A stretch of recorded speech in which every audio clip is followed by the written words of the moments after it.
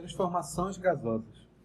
A primeira transformação que nós vamos aplicar relacionada à primeira lei da termodinâmica é a transformação isotérmica. Transformação isotérmica, óbvio que vocês já sabem, significa temperatura constante. Bom, o que significa temperatura constante? Significa que a variação de temperatura, que é a temperatura final menos temperatura inicial, vai ter que ser igual a quanto? Zero. Ora, eu não expliquei para vocês que a variação da energia interna de um gás é dada pela fórmula 3 meios de NR multiplicado por ΔT, onde essa variação de energia interna é igual a 3 meios de NR multiplicado pela temperatura final menos temperatura inicial. Agora me responde uma coisa. Se a variação de temperatura é igual a zero, é como se isso aqui, olha, tudo isso aqui ficasse multiplicado por quanto? Ficasse multiplicado por zero. O que significa? Significa que numa transformação isotérmica, a variação da energia interna tem que ser igual a quanto? Ela será igual a zero. Portanto, nós sabemos que a variação de energia interna é igual à quantidade de calor menos trabalho. Se a variação de energia interna é igual a zero, o que significa? Menos Q igual a menos trabalho, significa que a quantidade de calor é igual ao trabalho. Então vamos escrever isso aqui que nós já aprendemos? De novo, variação de energia interna igual a zero significa que a quantidade de calor é igual ao trabalho. Então, numa transformação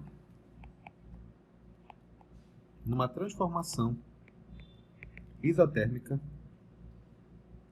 o calor trocado, deixa eu escrever isso aqui. O calor trocado pelo gás com o meio exterior é igual. Então, na transformação, recapitulando aqui, na transformação isotérmica, o que ocorre? O calor trocado pelo gás com o meio exterior é igual ao trabalho realizado no processo.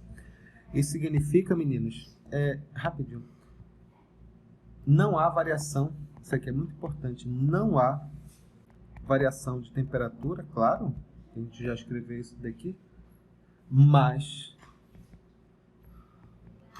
há troca de calor. Isso é fundamental para nós entendermos. Em termos gráficos, vai ficar uma coisa desse tipo aqui. Observe.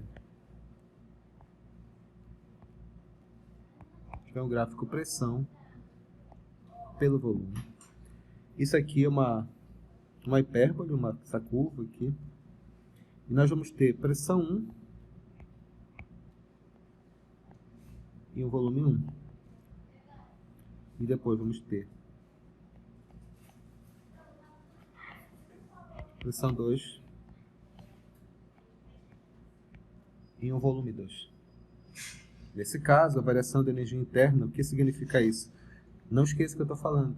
Quando vocês enxergarem esse tipo de gráfico, esse gráfico aqui, ele indica que há uma transformação isotérmica. Esse gráfico que tem essa hipérbole, essa curva, assim, ela indica que é uma transformação isotérmica.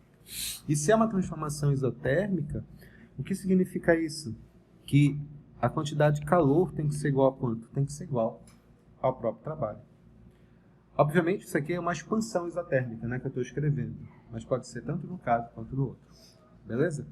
Vamos aplicar isso aqui em termos de exercício dentro do sistema. Tá bom? Isso, excelente pergunta, Gabriela, exatamente. Há uma conversão, isso, por exemplo, a gente pode chamar assim, há uma conversão direta de calor em trabalho. Significa que se você colocar 1000 joules de calor, esses 1000 joules vão se transformar em trabalho.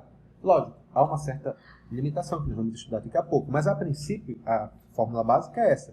Há uma conversão total nas transformações isotérmicas de calor em trabalho em um sistema. Vamos aplicar isso agora. Ele fala o seguinte aqui. Um gás encontra-se inicialmente sobre uma pressão 1, de 10 a quinta newtons por metro quadrado. 10 a quinta newton por metro quadrado. E uma temperatura 1, de 500 Kelvin. Ocupando o volume 1, de 1,66 metros cúbicos. O gás se expande isotermicamente ao receber uma quantidade de calor igual a 400 joules. 400 joules no meio exterior, sendo a constante universal dos gases igual a 8,31 joule por mol multiplicado por Kelvin, determina a letra A o número de mols do gás,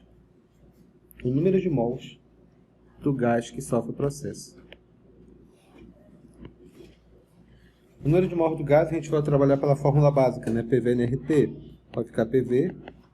Palmeiras verdinho não resiste ao timão. A pressão é quanto? 10 a quinta. O volume é quanto? 1,66. O número de mols sabe Deus. O R é 8,31. E a temperatura, a princípio, é de 500 Kelvin. Então, esse número de mols vai ser igual a quanto? Vai ser igual a 1,66 vezes 10 elevado a quinta dividido por... Quanto que é 500 multiplicado por 8,31? Isso aqui vai ser igual... Só isso aqui vai ser igual a 4,155. Então, colocando aqui embaixo, vai ficar 4,155. Esse número de mols vai ser igual a quanto? Fazer 1,66 dividido por 0,4155. Isso aqui vai ser igual a... Esse dividido por esse vai dar 4 vezes 10 elevado a menos 4, multiplicado por 10 a quinta. Esse número de mols vai ser igual a quanto? 4 vezes 10. Arrumando, esse daqui vai ser igual a 40 mols. Então, essa aqui foi a letra A. Bom, dito isso daqui, a letra B, se foi a letra A. Na letra B, o que ele pede agora? Na letra B, ele fala: o trabalho realizado durante a transformação. O trabalho realizado pelo gás, a gente pode utilizar a primeira lei da termodinâmica para descobrir isso daqui. A gente sabe que a variação de energia interna é igual à quantidade de calor menos o trabalho. Só que ele falou lá no começo do problema que isso aqui é uma transformação. Isso aqui é essa variação de energia interna é igual a zero. Por que ela é igual a zero? Porque isso aqui trata-se de uma transformação isotérmica. Transformação isotérmica significa que a variação da energia interna é nula. Consequentemente, a quantidade de calor vai ter que ser igual ao trabalho, passando aqui para o outro lado. Ora, nós descobrimos lá no começo do problema que o nosso amigo aqui recebeu quanto de calor? Ele recebeu 400 joules de energia. Portanto, como eu sei que quantidade de calor é igual ao trabalho, eu posso dizer que esse trabalho vai ser igual a quanto? Vai ser igual também a 400 joules. Bem simples, né? Agora a letra C, o que ele pede? A variação da energia interna de um gás. Conforme nós já aprendemos no item anterior, a variação da energia interna é igual a zero. Por quê? Porque a variação de energia interna é igual a 3 sobre 2 NR multiplicado por ΔT, delta variação de temperatura. ΔU é igual a 3 sobre 2 multiplicado por NR multiplicado pela temperatura final menos temperatura inicial. Ora, se não há variação de temperatura, significa que isso aqui vai ser igual a quanto? Zero. Então, ΔU vai ter que ser igual a quanto? Zero, conforme nós falamos no item anterior. Vamos tentar fazer uma mais elaborada para a gente poder aplicar isso daqui? Próxima questão. Questão P165, ele fala o seguinte: 3 mols de um gás ideal, observe aqui a leitura do problema, que está aqui no canto. 3 mols de um gás ideal monatômico sofrem um processo termodinâmico representado graficamente pela hipérbole equilátera, que é essa hipérbole aqui. Observe o sentido dela, ela é... O sentido dela vai ser de A para B. Sofre um processo termodinâmico representado pela hipérbole equilátera AB, indicada na figura. A área destacada, que é essa área aqui, ela vale 9,5 vezes 10 elevado à quarta joule. Letra A. Que processo o gás está sofrendo? Que processo o gás está sofrendo? E explique o porquê de sua conclusão. Letra A. É uma hipérbole. Se é uma hipérbole em um gráfico pressão pelo volume, é uma hipérbole, uma curva. E se é uma hipérbole, é uma curva, significa que isso aqui é uma transformação isotérmica. Ficou claro? E se é uma transformação isotérmica, e no caso aqui ele está indo do ponto A para o ponto B, significa que o volume está diminuindo. Então, traduzindo para o português, o que o nosso gás está sofrendo nessa transformação é uma compressão isotérmica. Ficou claro? Já. Essa foi a letra A. Letra B, o que ele pergunta? Em que temperatura o processo se realiza? Ah, fácil essa parte aqui. Para descobrir a temperatura que o processo se realiza, utiliza aquela grande fórmula. Qual é? Palmeiras verdinho não resiste ao timão. Eu peço desculpas aos pretensos corintianos que existem, aliás, aos pretensos palmeirenses que existem vendo essa aula, tá? É porque a outra fórmula para lembrar é tudo imoral, eu não posso colocar no YouTube, tá bom? Então, quanto que vale a pressão lá no início? É 1,2 vezes 10 elevado a 4, tirando do gráfico, tá ok? Essa pressão eu tiro aqui do gráfico, tá bom? Não prestem atenção. Qual é o volume de gás, a princípio? 0,6. Qual é o número de mols? Cara, ele falou que são 3 mols que sofrem esse processo. Quanto que é a constante dos gases ideais? Nesse caso, vale 8,31. E qual a temperatura? Na verdade, essa é a pergunta do problema. A temperatura A. Isso aqui vai ser igual a quanto? Isso aqui vai ser igual a 1,2 multiplicado por 0,6. Isso aqui vai ser igual a 0,72 vezes 10 elevado a 4, que é igual a 3 multiplicado por 8,31 multiplicado pela temperatura de ar.